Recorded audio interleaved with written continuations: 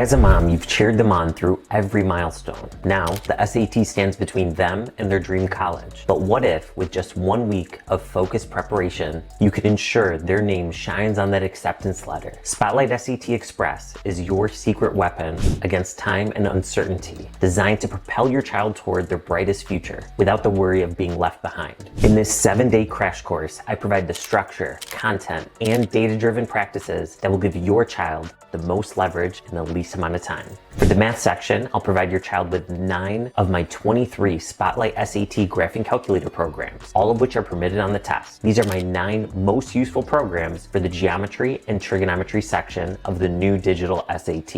In addition to providing them with thorough, clear instruction on the 6 themes within the geometry and trigonometry section, I also show how and when to effectively use these 9 graphing calculator programs. For example, you can quickly find the missing leg of a right triangle with Pythag, the arc length with my program Arc, the area of a sector with the program Sector, convert from a radian measure to its degree equivalent with radians, and find the exact distance between 2 points with distance.